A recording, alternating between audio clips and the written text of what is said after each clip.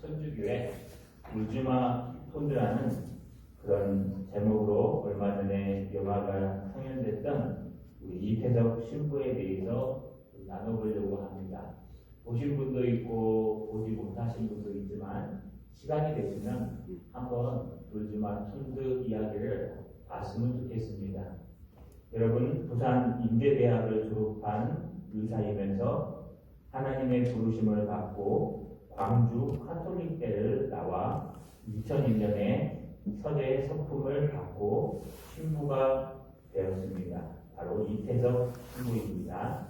2010년에 대장암으로 투병하다가 48세의 나이로 1월 15일 오전 5시 35분에 하나님 곁으로 떠나신 그런 신부 이야기입니다.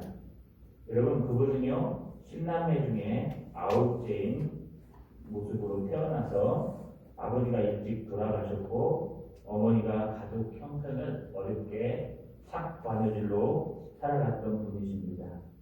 그가 어느 날 여러분 영화 하나를 봤습니다.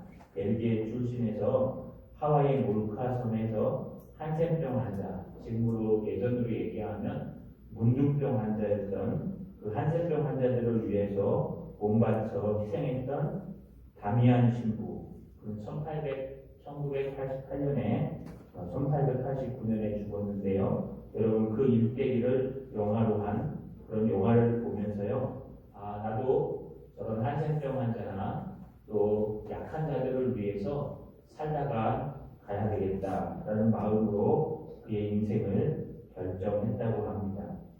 그의 식구들은요, 신부이거나 간호사이거나 모두여서 그가 이런 결정을 할 때 어머님이 엄청나게 우셨다고 합니다. 너마저 가는구나 라고 하면서요, 하나님 앞에 간절히 기도했지만 결국은 그가 꿈꾸는 대로 저 아프리카 오지 마을, 잘 알지도 못하는 톤즈라는 그 마을에 들어가서요, 그 300명의 사람들과 함께 몸을 부비고 그 아이들을 가르치고 여러분 관악대를 만들고 또 한센병 환자의 그 피부를 입으로 빨아가면서 여러분 헌신하였다고 합니다. 결국 그는 암, 대장암 말기로 죽었지만 소천했지만 그의 일대기가 남아서요. 지금도 많은 사람들이 이 영화를 보고 도전을 받아서 특히 천주교에서 신부들이요. 여러분 많이 아프리카로 선교를 가고 헌신하고 있다고 합니다. 여러분, 남들 같으면은 이 땅을 살아갈 때 나의 명예와 권력과 욕심을 위해 살아갈 텐데 정말 하나님의 사람은요, 하나님께 거듭나고 하나님을 만난 사람들은요, 신부이건 목사이건 누구든지 예수님의 이름을 믿고 그 이름을 증거하기 위해서 한국 안에서도 또 외국에 나가서도요, 헌신하는 삶을 사는 것을 볼 수가 있습니다. 왜 이런 얘기를 하냐 하면요, 오늘 본문의 말씀이 바로 이 헌신하는 이야기이기 때문에 그렇습니다. 오늘 많은 사람들이 헌신을 잃어버리고 있는 것 같습니다. 하나님 앞에 하나님을 사랑해서 나의 몸을 헌신하는 것, 하나님을 사랑해서 나의 일생을 하나님 앞에 헌신하는 것, 하나님을 정말 사랑해서 약한 자들을 위해 헌신하는 것, 하나님을 사랑해서 오지에 복음이 필요한 곳에 가서 편집바람으로 복음을 전하는 것. 여러분, 오늘 말씀을 통해서 헌신의 은혜를 경험하는 저 여러분 되시기를 주님의 이름으로 소망합니다. 여러분, 8가지 환상이 이제 끝났습니다. 그러면서요, 6장에서 딱 끝나고 마무리하면 좋을 텐데 6장 9절부터 등장하는 내용이 또 다른 환상처럼 보입니다. 그런데 여러분, 이건 환상은 아닙니다. 왜냐하면요, 그동안은 여호와의 말씀이 스가랴에게 임한 것이 아니라 스가랴의 옆에 있는 천사에게 설명하는 천사에게 임해서 환상을 보여줄 때 여러분, 스가랴가 무엇이냐고 물어보면 그 천사가 열심히 설명해 주는 게 환상의 패턴이었습니다. 근데 오늘 본문 말씀을 보면요, 그렇게 시작하지 않습니다. 오늘 본문 9절에 보니까 여호와의 말씀이 내게 임하여 이르시되, 여호와의 말씀이 내게라는 게 누굴까요? 바로 이제 스가랴에게 8가지 환상이 끝난 다음에 직접 임했다는 겁니다. 드디어 스가랴가 여호와의 말씀을 듣기 시작합니다. 물론 앞에서도 들었습니다만 이제 환상이 끝나고 그 환상을 마무리하면서 여호와의 말씀이 스가랴에게 임했습니다. 어떻게 임했을까요? 10절에 보니까 사로잡힌 자 가운데 바벨론에서부터 돌아온 헬데와 도비아와 여디아가 스바냐의 아들 요시야의 집에 들어갔나니 너는 이날에 그 집에 들어가서 그들에게서 받되 은과 금을 받아 면류관을 만들어 여호사닥의 아들 대제사장 여호수아의 머리에 씌우고. 여러분, 환상은 아닌데 또 여호와의 말씀이 스가랴에게 임해서요, 이상한 말을 시작합니다. 뭐라 그러냐 하면요, 여기 사로잡힌 자 가운데 바벨론에서부터 돌아온 세 사람의 이야기를 합니다. 헬데, 도비아, 그 다음에요 여디야 얘기를 합니다. 물론 여기 등장하는 스바냐의 아들 요시야도 같이 왔던 것으로 볼 수도 있습니다. 그런데 그들을 등장시킵니다. 여러분, 이 사람들은 1차 포로기한 때 돌아온 사람이 아닙니다. 고레스왕이 BC 539년에 칙령을 내려서요, 자, 네 페르시아에 있는 전에 바벨론에 사로잡혀갔던 모든 하나님의 사람들은 돌아가라.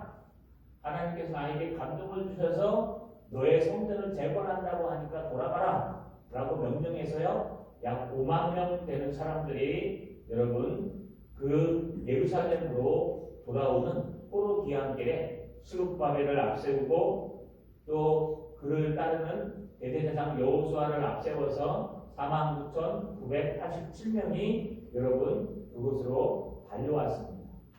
그런데 여러분, 그들이 달려와서 한 일이 무엇입니까? 하나님의 성전을 새로 짓고 하나님의 신앙을 새로 짓는 일을 하고 있었습니다.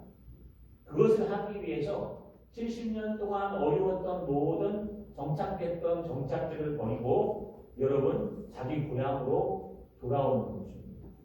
그런데 여러분, 그 중에 이 헬데 사람, 헬데인 도비아, 여디아, 요시아는 없었습니다. 요시아는요, 제3차 포로 기한 때에 부제사장으로 스바냐가 따라올 때 함께 왔던 사람이었습니다. 이 사람들은 누구를 얘기하는 걸까요? 사로잡힌 자 가운데 바벨론에서부터 돌아온이라고 표현한 이 뜻이 무엇을 얘기하는 걸까요? 여러분, 1차 포로 기한 때 같이 따라오지는 못했지만 소식은 듣고 있었습니다. 나중에 느헤미야가 들은 것처럼요, 이스라엘 백성들의 소식을 듣고 있었습니다. 야, 이스라엘 백성들이 지금 힘들단다. 왜? 그래, 맨 땅에 해등하듯이 70년 포로 생활하면서 70년 이 타향살이, 여러분 그 바벨론에서 70년 동안 타향살이 하다가 그냥 꾸역꾸역 그래도 하나님의 은혜로 유대인과 베냐민 중심으로 해서요, 여러분 약 5만 명 되는 사람들이 지금 얼루요? 지금 예루살렘으로 포기하고 돌아갔으면 하나님이 물질도 주시고 은혜도 주시고 하나님께서 다 책임져 주셔야 되는데 그들이 역경을 만났단다. 글쎄, 사마리아 사람들이 그들과 동조하지 않았다고 해서 뇌물을 수수하면서 그들은 지금 막고 있단다. 그리고 또 안에 있는 오래되신 분들이 솔로몬의 성전을 받던 그 영광을 받기 때문에 울고 날마다 불평하고 있단다. 아니, 심지어는 수장들이 됐는데도 먹을 것이 없단다. 무화과 건물을 지금 짓고 있단다. 그러니 얼마나 힘들 것인가. 우리도 그냥 보고 있지만 말고 뒤에서 돕자. 여러분, 제1차 포로기한 때 함께하지 못했던 사람들은 다 악마 같은 사람이 아닙니다.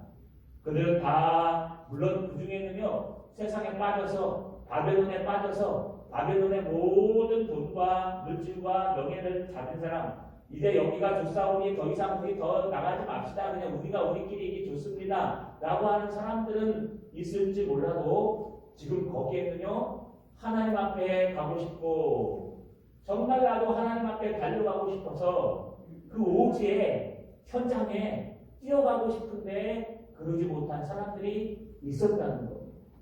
그래서 여기에 말하는 오늘 9절 중반절에 말한 10절 초반절에 말하는 사로잡힌 자 가운데 바벨론에서부터 돌아온 엘데와 도리에와와 여디야 스바의 아들 요시아는요, 여러분 이 사람들은 누구냐 하면은요, 바로 그런 뜨거운 마음이 있던 사람들입니다.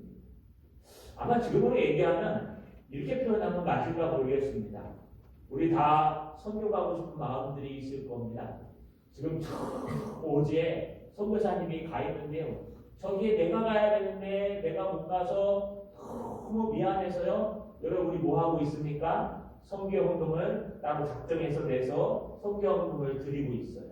뿐만 아니라 우리 금요일날 지금은 못 하고 있지만 예배 드릴 때 무엇을 합니까? 금요일날 금요기도에 나중에 회복되면 할 때에 여러분 그들을 위해서 기도합니다. 이걸 무릎 선교사, 후원 선교사라고 합니다. 똑같은 사람들이었습니다. 물질로 계속 보내주면서 헌신하고 또 왔다 갔다 하면서 그 짧은 길이 아닌데도 이 도비아와 헬데와 또 여기야는요, 여러분 그 무거운 금과 은을 지고 와서 그들에게 물질을 주고 후원해 주고 우리가 저 바벨론에서 지금 너희를 위해서 기도하고 있다 라고 하는 헌신하고 있는, 이 자리에는 없지만 바벨론에서 기도하고 있는 바로 그 헌신자들이었습니다. 여러분 여호와 하나님께서, 또 만군의 여호와 하나님께서요, 스룹바벨에게 그들의 이야기를 하면서요, 오늘 여러분 스바냐의 아들 요시아의 집에 들어갔나니, 그들이 그 요시아의 집에 들어갔으니까 너는 이날에 그 집에 들어가서 너는 누굴까요? 바로 스바냐를 말합니다. 여러분 요시아의 집이 예루살렘에 있는 집을 말하는 걸까요? 그건 확실하지 않습니다. 아마 바벨론에 있는 집을 말하는 것 같은데 아마 이 요시아의 집이요, 중심이 되어가지고 사람들의 물질을 이렇게 모은 것 같습니다. 모아가지고 이 세 사람이나 네 사람한테 맡겨서 어깨에 짊어지고 아마 나비에 짊어지고 타고 여러분 지금 어려워하고 있는 하나님의 백성들, 성전 때문에 힘들어하는 자들에게 용기를 주기 위해서 자기의 재산과 마음을 헌신하는 그들의 집에 스가랴에게 직접 들어가라고 말하고 있는 것입니다. 들어가서 무엇을 하라고 얘기합니까? 그들에게서 여러분 취하라. 뭘 취하냐? 여러분 바로 은과 금을 취하라 라고 얘기하고 있는 것입니다. 여러분 이것을 취해서 무엇을 해야 될까요? 이것을 받아 면류관을 만들어 여호사닥의 아들 대제사장 머리에, 여호수아의 머리에 씌우고, 여러분 이것을 받으라는 것입니다. 이것을 너희가 금을 취하라. 그들이 삶을 살아가다가 아끼고 아껴서 하나님 앞에 작정하고 헌신했던 이 선교헌금 아니면 건축헌금 아니면은요 그들이 헌신하는 시간들, 하나님 앞에 했던 물질들, 그 당시에는 뭐 화폐가 힘드니까요 여러 가지 것들을 너희가 모아라. 헌신하면서 무엇을 하라고요? 너는 직접 가서 그것을 스스로 취하라. 여러분 그들의 헌신이 얼마나 좋은 귀중한 걸까요? 그들이 넉넉할 때 헌신했을까요? 그렇지 않습니다. 바로 그들도 노예였고 그들 중 일부는 성공했겠지만 여러분 정말 힘들었습니다. 그런데도 불구하고 준비한 그것이 너무 아름답기 때문에 하나님께서는 스가랴에게 네가 직접 가서 그것을 취하고 받아서 만들라고 합니다. 그 헌신으로 무엇을 만드느냐? 은과 금을 취해서 면류관을 만들어라. 여러분 면류관은 왕관을 얘기하는 겁니다. 우리가 나중에 예수 믿는 분들이 천국에 가시면은 이 땅에서 어떻게 살았냐에 따라서 하나님의 말씀대로 살고 하나님의 뜻대로 살았던 사람들은요 아마 면류관이 준비되어 있을 겁니다. 어떤 분들은 그 면류관에 금들이 지금 쫙 달리고 있다고 얘기합니다. 뭐 성경적으로 맞는 얘기는 모르겠습니다. 그러나 상급이 있는 것은 확실합니다. 우리가 예수 믿고 구원받는 게 끝이 아니라요. 예수 믿고 구원받은 다음부터는 여러분 어떤 일이 일어나냐면요. 분명히 우리는 천국 백성이 됩니다. 할렐루야. 그리고 예수 믿고 구원받은 사람들은요. 천국 시민권을 갖기 때문에 이제 죽어도 예수 믿고 구원받은 사람들은 천국에 갈 수 있습니다. 믿으십니까? 여러분 그런데 여기서 끝나는 게 아닙니다.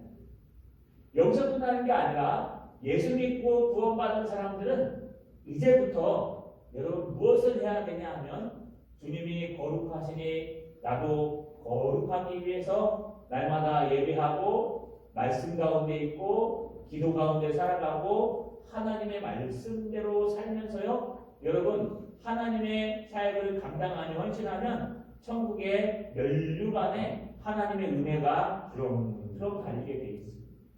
또 하나 여러분 땅끝까지 이르러 성령의 은혜를 전하고 말씀을 전해서 이방인들로 하여금 예수를 믿게 하고 그들로 하여금 복음을 듣게 하고 하나님의 성전을 세워가는요. 여러분 예배하게 만들면 또 하나 하나님의 크신 은혜의 면류관에 여러분 금은이 달리게 되어 있습니다. 바로 이 생명의 면류관이라고 이야기하고 있습니다. 그런데 여러분 지금 이 면류관을 만들어 라는 얘기는요. 지금 이 땅에서도 왕들이 쓰는 것을 면류관이라고 표현합니다. 면류관은요. 금이 쫙 달려서 여러분 있는 그것들을 면류관이라고 얘기합니다.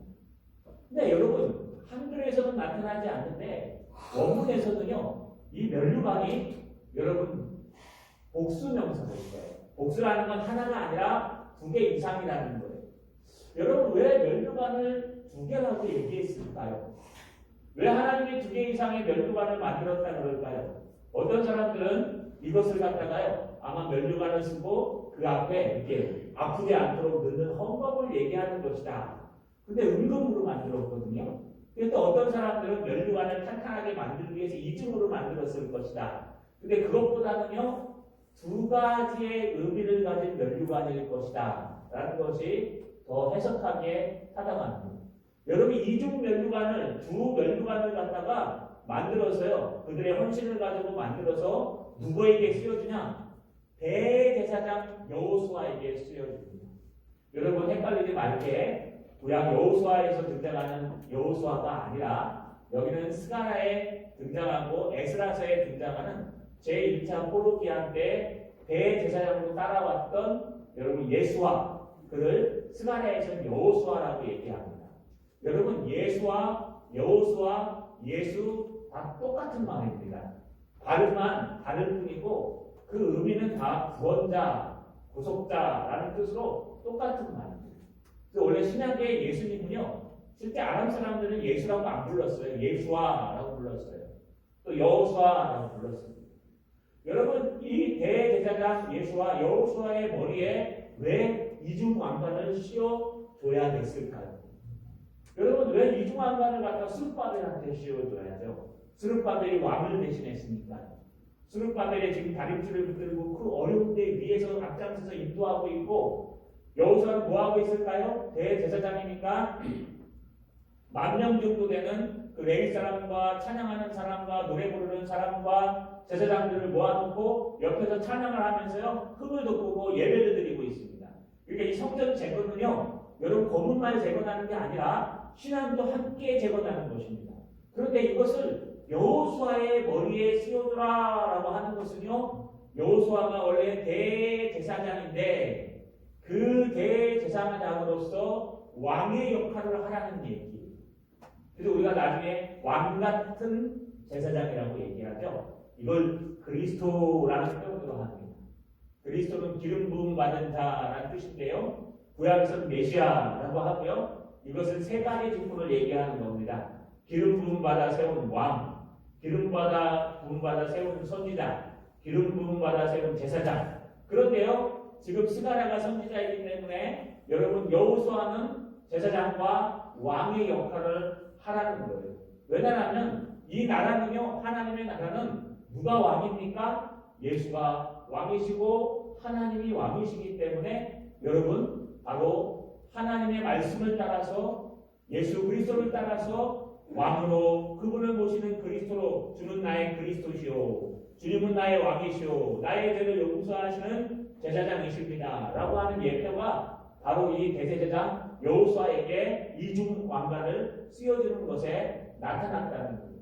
누가 한 것으로 쓰여줍니까? 바로 헬레와 도비아와 여디아와 스바냐의 아들 요시아가 헌신하여 거기 있는 모든 백성들이 모은 은금을 가지고 너는 성전 재건하는 데 쓰라고 말을 하는 게 아니라 그 면류관을 만들어서 여호수아의 머리에 씌워 주어라 라고 하고 있는 것입니다.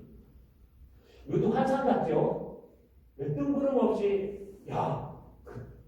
은금을 가져다가 축복 기도를 해갖고 뻥 하고 터지게 해라. 그래서 은금이 10개면은 축복 기도를 해서 주님 미사오니 오병이어의 기적을 나타내 주시옵소서. 그래서 아무리 금을 갖다 퍼줘도 금이 나는 거예요. 마이다스의 손 이야기를 아시죠? 만지면 다 금이 되는 거예요. 그런 것처럼 네가 기도하는 금 10개가 다 축복 기도하면 한가마니가 되고 하는 그런 것들이 아닙니다. 네가 있는 그것을 가지고 성전 재건에 쓰라고 말하는 것이 아니라 네가 헌신하여 너희들이 모은 그 은금을 가지고 왕관을 만들어서 그 2개를 만들어서 여호수아의 머리에 씌우라는 것이고 황당하지 않겠습니까? 그런데 그 말을 하시면서 주님이 또다시 해석해 주기 시작합니다. 오늘 본문 12절에 보니까 말하여 이르기를 만군의 여호와께서 이같이 말씀하시되 스가랴에게 임해서 이제 그걸 가지고 면류관을 만들어서 여호수아의 머리에 씌워주니까요. 여호수아도 황당하고 백성들도 황당할 것입니다. 왜 황당할까요? 여러분 이 당시에 제 제사장들은요. 여러분 면류관을 쓰지 않았다 그랬죠? 그럼 무엇을 썼을까요? 여러분 사모 헬라어 원문으로는요. 미치네페트라는 모자를 썼습니다. 이 사모라고 얘기합니다. 여러분 이 천으로 만들어 가지고요 그 위에다 이렇게 몇 가지를 다른 아마 우리 구약을 보시면은 제사장의 의복 중에 머리에 쓰는 빵모자처럼 생긴 의복이 있을 겁니다. 여러분 그 사모를 쓰게 돼 있는데 갑자기 면류관을 씌우니까 사람들이 황당해 할 것 아닙니까? 바로 그때 하나님의 말씀이 스가랴에게 임해서요 뭐라고 말씀하십니까? 이건 스가랴가 한 것이 아니라 만군의 여호와께서 이같이 말씀하시는 것이다. 말씀하시되 보라 싹이라 이름하는 사람이 자기 곳에서 돋아나서 여호와의 전을 건축하리라. 여러분 싹이라는 단어가 등장하는데 이걸 전에는 순이라고 번역했습니다. 그런데 개정개혁판에서는 새싹 아시죠? 싹 땅속에서요 우리 그 씨앗을 심으면 물을 주고 나서 이슬을 맞고 좀 지나면요 싹이 싹 돋아납니다. 죽은 나무 아십니까? 죽은 나무에서요 나무가 죽은 것 같은데 그 나무의 사이에서요 싹이 돋아나서 그게 다시 큰 나무가 되기에 싹이 납니다. 보잘것없고 아무것도 없는 그 새싹 싹 여러분 그 싹을 옛날엔 순이라고 표현했습니다. 대나무 순 이렇게 알고 있죠. 그런데 이제 개정판에서는 싹이라고 표현합니다. 보라 싹이라고 이름하는 한 사람이 등장할 것인데 이 등장한 사람이 자기 곳에서 돋아나서 자기 나야 될 자리에서 돋아나서 여호와의 전을 건축하리라. 여러분 이 싹이 뭘까요? 왜 하필이면 싹이라는 단어를 써서 그가 나중에 나서 건축한다고 얘기할까요? 구약은요 이 싹이라는 단어를 여러 가지로 해석합니다. 첫 번째 다윗의 자손을 우리가 순이라고 표현할 때가 있습니다. 이사야서 11장 1절에 보니까 이새의 줄기에서 한 싹이 나며 그 뿌리에서 한 가지가 나서 결실할 것이요. 여러분 이사야는요 다윗의 줄기 이새의 줄기에서 만왕의 왕 예수께서 나실 것을 예표하고 예언하고 있는 이야기입니다. 분명히 한 싹 보잘것없는 싹 다 무너지고 다 잘려지고 다 타워져서 없어진 그 고목나무 속에서 나무가 한 싹이 크 자라나는데 볼품없는 그 싹, 그게 바로 이새의 아들이고 그 다윗의 자손인데 그 다윗의 자손에서 한 싹이 날 것이다. 그게 바로 예수 그리스도이십니다. 할렐루야. 여러분, 이렇게 보잘것없는 땅에 나타나요. 뿐만 아닙니다. 이 싹은요, 그의 약함과 힘없음, 또 모양도 풍채도 볼품없는 것으로 표현됩니다. 여러분, 이사야서 53장 2절에 보니까요, 그는 주 앞에서 자라나기를 연한 순 같고 마른 땅에서 나온 뿌리 같아서 고운 모양도 없고 풍채도 없은즉 우리가 보기에 흠모할 만한 아름다움이 없도다. 이게 예수님에 관한 예언이에요.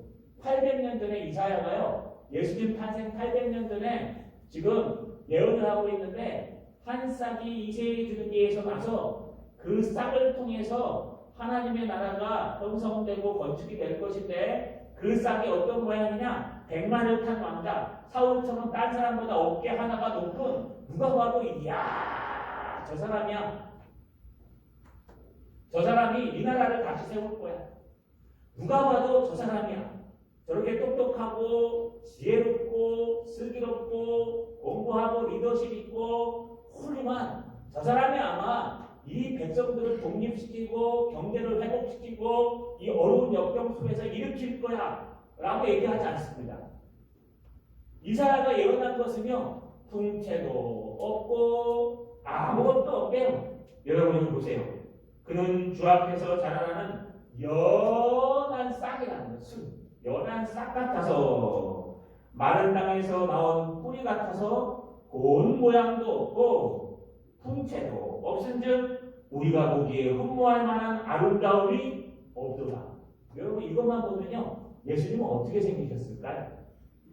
여러분들이 보고 있는 예수님의 초상화 있지 않습니까? 그거는 서양식으로 그린 겁니다. 실제로 예수님은 그렇게 생기지 않았을 것을 추정합니다. 우리가 보는 예수님은 막 서양식으로 이렇게 생겨가지고 막 멋지게 머리 길게 돼갖고 이렇게 잘생기고 막 이렇게 생기지 않습니까? 그런데 여러분, 예수님의 모습은 풍채도 없고 연한, 아마 삐짝 말랐을 것 같아요. 연한 가지처럼 마른 땅에서 자란 깡 마른 사람처럼 생겨서 풍채도 모양도 흠모할 만한 것이 아무것도 없는, 여러분, 그냥 평범한 아람인, 평범한 유대인, 여러분 그 정도일 거예요. 여러분, 그런 뜻이 예수님도 아마 뭐 연약해 보이고 풍채도 없고 마치 이 땅을 구원할 자 같지도 않고 외모로 보면 아무것도 없는, 그것도 이새의 줄기에서 나온 다윗의 줄기에서 나온 그런 사람일 것이라는 거예요. 여러분, 이런 싹이라 이름하는 사람이 자기 곳, 그것도 베들레헴, 자기 곳이니까요, 풍채도 없고 아무것도 없는 분들이 좋은 데서 태어나겠습니까? 바로 베들레헴 말구유에서 태어나서 여호와의 전을 건축하리라. 여러분, 이 싹이라는 세 번째 의미는요, 베들레헴 말구유에서 초라하게 태어나는 거예요. 그래서 회복하는 거예요. 예레미야 33장 1절에 보니까 그날 그때에 내가 다윗에게서 한 공의로운 가지가 나게 하리니 그가 이 땅에 정의와 공의를 실행할 것이다. 여러분, 다윗은 어땠어요? 다윗은 앞 위에 형들이 쭉 있는데요, 사무엘이 축복 기도하러 갔는데 아버지가 아무리 봐도 다윗 너는 아닌 것 같아. 키도 얼마나 작은지 사울의 그 옷이, 갑옷이 맞지 않아서 질질 끌고 다녔대요. 여러분, 다윗은 그때 아버지조차도 자기 식구조차도 무시했어요. 너는 아니니까 넌 가봐. 넌 가서 양이나 잘 치고 있어. 형들 중에 하나가 하나님의 왕이 될 거야. 걱정하지 마. 여러분, 그런데 하나님은 누굴 쓰십니까? 그 외모도 별로고 풍채도 별로고 여러분 별로인 그 다윗을 사용하셔서 하나님의 나라를 이룩하시고 통일왕국을 세워가셨습니다.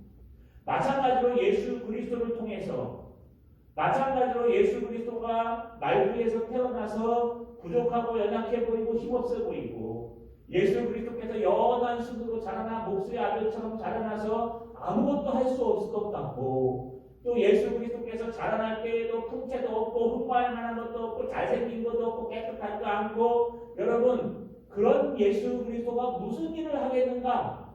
저 총구석, 그것도 이름도 제대로 알려지지 않은, 지금은 어딘지 도대체 확인조차 되지 않는 나사렛이라는 그 땅에서 태어난 예수가 무슨 일을 하겠는가? 여러분, 이 힘없는 순과 같은 그를 세우셔서 주님이 예수 그리스도의 이름으로 여호와의 전을 건축하시겠다고 약속하셨습니다.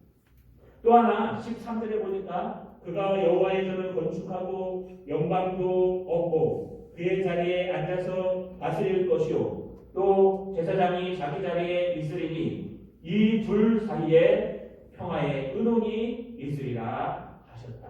할렐루야. 여러분, 예수 그리스도께서 이제 순한 양처럼 흠모할 것도 아무것도 없지만 그분이 하나님의 성령의 은혜와 함께 이 땅의 모든 죽어가는 영혼들을 살리고 여러분 이태석 신부처럼 정말 세상에서 낙오되고 세상에서 손가락질 받고 세상에서 아무 능력 없는 무능력, 그래서 뭐라 그랬어요? 죄인과 창기의 친구라고 그랬어요. 우리의 삶은 세상과 거꾸로예요. 우리의 삶은요, 하나님의 성전을 건축하고 하나님의 신앙을 건축하고 오늘날 성전이 우리의 신앙을 건축하고 오늘날 성전의 모임은 이 교회를 건축하고 재건하고 우리의 신앙을 재건하는 것은요, 유명한 사람을 알고 돈 많은 사람을 알고 능력 있는 사람을 알고 인간관계를 잘해가지고요, 언제는 친구였다가 좀 약해지는 친구 버려버리고 더 높은 있는 친구들을 만나고 해서 그러면 성공해요. 세상에서 여러분 그렇게 살아가면은 여러분 세상에는 성공할지 모르지만 하나님 앞에서는 낮은 자가 된다. 오히려 주님께서는 어떻게 하십니까? 연한 순같이 통째도 없고 능력도 없고 여러분 아무것도 못할 것 같은 사람인데 오직 그를 통해서 하나님의 놀라운 역사들이 일어날 때 주님께서는요 그를 사용하셔서 영광을 받으시고 여호와의 전을 건축하시고 두 번이나 등장해요. 여호와의 전을 건축하리라. 그가 여호와의 전을 건축하고 영광도 얻고 그 자리에 앉아서 다스릴 것이요 또 제사장의 자리에 앉아 있으리니 이 둘 사이에 평화의 은총이 있으리라. 여러분 이 땅을 다스리게 하신다는 거예요. 여러분 다시 한번 돌아봅시다. 예수 그리스도의 모습을 보십시오. 오늘 여호수아에게 관을 씌워준 이유는 여호수아가 예수 그리스도의 모형이기 때문에 예표이기 때문에 저렇게 보잘것없는 제사장, 저렇게 보잘것없는 연약한 자, 저렇게 보잘것없고 흠없는 그 예수 그리스도가 하나님께서 그를 붙드시고 하나님의 아들이신 그리스도께서 결국 하나님의 나라, 하나님의 백성, 하나님의 성전을 진정으로 회복하고 누구를 통해서요? 그 헌신자들을 통해서 도비야, 여디야, 또요 헬대를 통해서 또 요시아를 통해서 그들의 헌신을 받아서 하나님의 나라, 하나님의 성전을 완전하게 건축할 것이라는 것입니다. 여러분 어떠십니까? 여러분은 무엇을 따라가고 계십니까? 여러분 세속적인 영광과 세상의 성공만을 따라가고 계시지는 않습니까? 여러분 정말 하나님이 뭘 원하시는지 돌아보고 계십니까? 여러분 다시 한번 우리가 연한 수 대신 예수 그리스도 앞에 헌신하며 그분을 따라가는 저와 여러분 되시기를 주님의 이름으로 소망합니다. 여러분 그런데 왜 이렇게 세 사람이 헌신해야 할까요? 왜 하나님이 이런 헌신하는 사람을 사용해야 될까요? 오늘 그 기가 막힌 이유가 등장합니다. 오늘 14절에 보니까 그 면류관은 헬렘과 도비아와 여디아와 스바네의 아들 헨을 기념하기 위하여 여호와의 전함에 두라 하시니라. 여러분 이상한 얘기 또 갑자기 해요. 갑자기 이중 면류관을 갖다가 사모로 써야 될 그 여호수아에게 씌우라 그러더니 이게 예수 그리스도의 예표다. 예수님께서 이제 등장하셔서 왕 같은 제사장으로 이 땅의 모든 성전을 건축하고 이 땅의 신앙인들을 건축하고 할 것이다. 그러던 그 스가랴에게 주님께서 또 무슨 얘기를 하냐면요. 이런 얘기를 해요. 방금 읽은 것처럼 그 면류관은 보관하래요. 어디에다가요? 여기 등장하는 그 면류관은 헬렘과 도비아와 여디아와 스바냐를 헬이래요. 여러분 앞에는 누구라고 그랬습니까? 헬데. 여기는 헬렌이라고 표현해요. 여러분 이건 그냥 이름이 두 개다 생각하면 되십니다. 우리 자라날 때는 오래 살아서 개똥이라고 지었다가 여러분 실제 이름은 김명수 제 친구입니다. 여러분 자라날 때 개똥이 이랬대요. 개똥아 똥 좀 가져와라. 개똥아 똥 좀 팔아와 이랬대요. 왜 그렇게 졌냐면 옛날에 우리 어르신들이 이름을 막 써야 오래 산다고 물론 미신입니다만 그랬습니다. 우리 유대인들도 이름이 두 개인 사람이 많이 있습니다. 어렸을 때 예명과 실제 이름들이 다른 사람이 등장하죠. 여러분 똑같습니다. 그래서 헬데나 헬렘이나 똑같은 뜻이라는 것을 여러분 별로 중요하게 생각하지 마십시오. 또 여러분 도비아 여디아는 알겠는데 스바네의 아들 요시아라고 했는데 여기는 헨이라고 했어요. 헨은 평화라는 뜻인데요. 여러분 이것도 똑같은 얘기예요. 두 가지 이름이 있었다 이렇게만 보시면 돼요. 중요한 거는 헬데와 도비아와 그 다음에 여디아와 요시아는 어떤 사람이었어요? 그 애굽 땅 아니요 바벨론 땅에서 페르시아 땅에서 자기의 은금을 모아서 하나님의 사역자들을 위해 하나님의 나라를 위해 헌신했던 그 헌신하는 사람들 그곳에서 돈을 벌고 노가다하며 일을 하면서 그것들을 은금을 모아서 그 요시아의 집에 갖다 놓으면 도비아와 헐데와 여디아가 그걸 가지고요 등에 메고선 여러분 예루살렘의 백성들이 하나님의 성전을 짓는 일을 도우러 오는 그 사람들 이 헌신 이것을 뭐라고 얘기하냐 하면 주님께서 기념하기 위하여 여호와의 전단에 두라고 그 이중 면류관을 두래요. 여호와의 전에. 왜요? 기념하래. 여러분 기념하라는 게 무엇이었습니까? 길이 뭐라고요? 기억하라는 뜻이에요. 여러분이 성찬식을 기념하라 그러죠? 내가 다시 올 때까지 기념하라. 왜요? 주님이 너희를 위해서 몸과 살과 피를 흘리신 이 십자가를 기념하라는 거예요. 마찬가지로 여러분 이 당시에는요. 여러분 좋은 일이 있거나 신령한 헌신을 한 자들은요 기념하라고 그의 것들을 성전에다 준 적이 있습니다. 민수기 31장 54절에 보니까요 모세와 제사장 엘르아살이 천부장과 백부장들에게 금을 취하여 회막에 드려 여호와의 앞에서 이스라엘 자손의 기념을 삼았더라. 그러니까 회막에 드렸다는 건 성막에 드렸다는 거예요. 여러분 하나님의 내는 것들은요 하나님이 예수께서 건축하신 그 성전 안에 다 헌신되어 있다는 거예요. 여러분들이 하나님 앞에 시간을 빼앗아들여서 세월을 아껴서 하나님 앞에 주님을 사랑하는 마음으로 헌신한 것 이거 여호와가 만든 하나님께서 만든 여호와의 나라 예수 그리스도의 나라 하나님의 나라의 성전에 지금 예비되어 있어요. 기념되어 있다는 거예요. 왜 기념합니까? 여러분 그것을 보고 너희 후배들이 배우라는 거예요. 여러분 선배가 잘한 것 후배들이 배웁니다. 왜요? 아 이렇게 하는 거구나. 여러분 우리 어저께 중직자님들이 와가지고요 열심히 막 방역했어요. 딱 정말 아름답습니다. 우리 앞에 장로님들이 너무 잘하니까요. 그 장로님들의 뒤를 이은 우리 중직자님들도 잘하시고 우리 여자 중직자님들 참 잘하시고 저희 교회가요 지금 좋은 전통들이 지금 이어지고 있어요.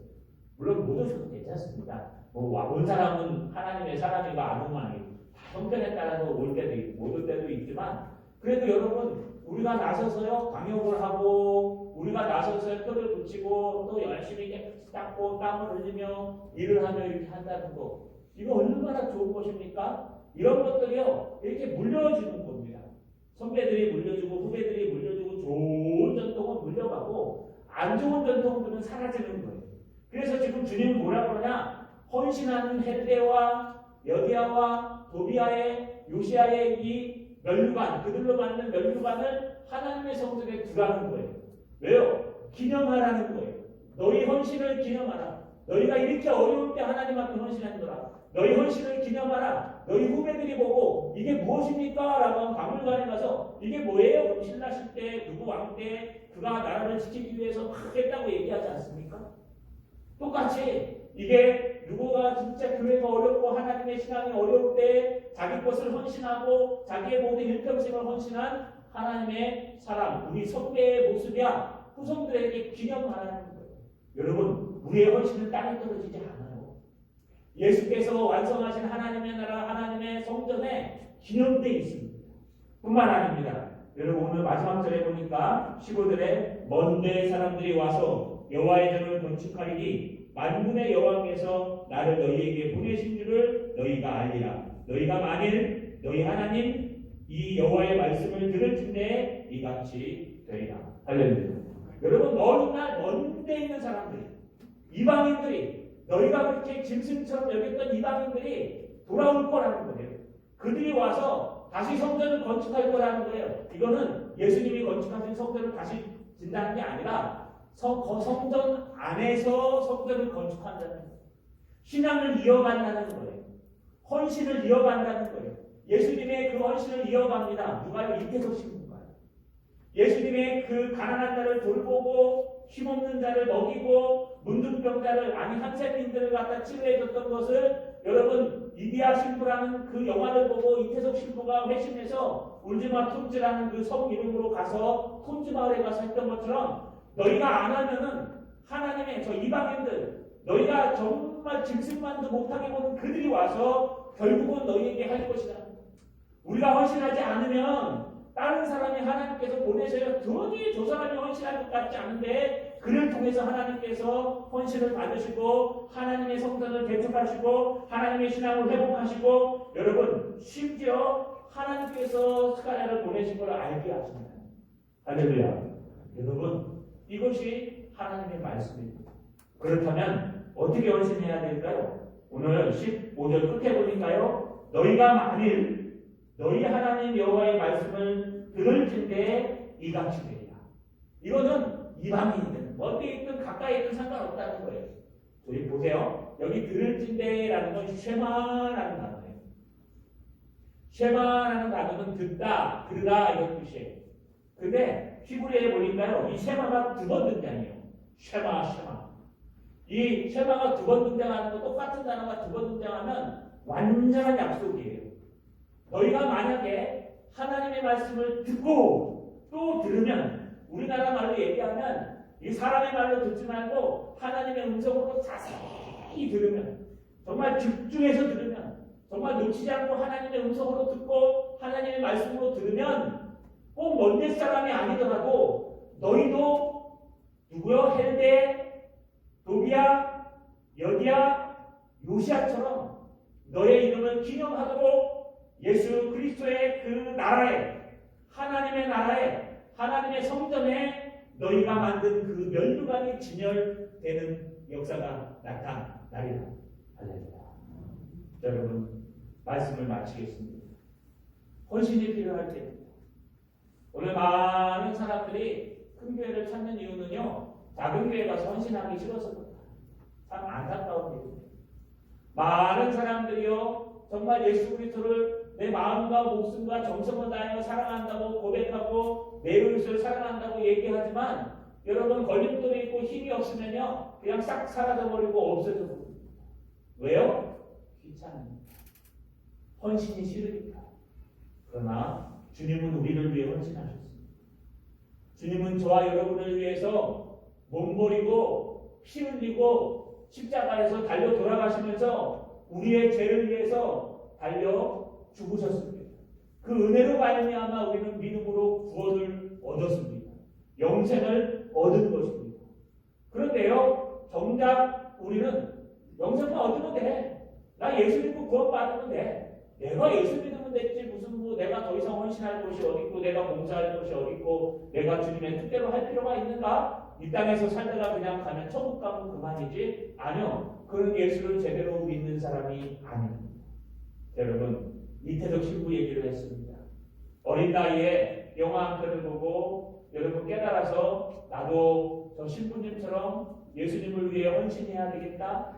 그래서요 여러분 그 아프리카 톤즈 마을에 가서 그 톤즈 마을의 한센병 환자들과 많은 사람들을 치료해주다 자기 몸은 돌보지 못해서 결국 대장암 말기로 그는 이 땅에서 정말 처참하게 투병하다가 사라졌습니다. 하지만 그의 일대기는요 천주교회 신부들에게 큰 도전이 되고 지금도 제2의 톤즈, 제3의 톤즈들이 나타나서요 여러분 선교하고 후원하고 기도하고 있다는 겁니다. 여러분, 우리도 단 얘기는 아닙니다. 그러나 우리도 똑같습니다. 주님은 헌신하는 자를 찾고 있습니다. 주님은 정말 주님 앞에 주님을 사랑해서 예수 그리스도의 나라에서 정말 주님을 따라 후배들에게 본이 될 만한 헌신하는 사람, 내 시간을 투자하고 내 체력을 투자하고 내 물질을 투자하고 나의 모든 것을 투자해서 하나님을 정말 사랑하고 예수 그리스도를 사랑하는 마음, 그래서 어떤 것도 우리를 두려움에서 끊을 수 없는, 여러분 위험이나 기근이나 칼이나 그 어떤 것도 주님의 사랑에서 우리를 끊을 수 없느니라. 주님을 정말 사랑하는 그런 헌신자들을 주님이 지금 모집하고 찾고 있다는 겁니다. 누가 헌신자가 될 수 있습니까? 하나님 말씀에 청종하는 사람, 하나님 말씀을 붙드는 사람. 여러분, 하나님의 말씀을 꽉 붙들고 하나님의 말씀대로 살기 위해 몸부림치셔서 하나님이 마지막 때에 여러분을 쓰시고 우리 교회를 쓰시는 톰즈와 같은 사람, 또 여러분 또 여기 등장하는 새 친구와 같은 사람 되시기를 주님의 이름으로 축원합니다.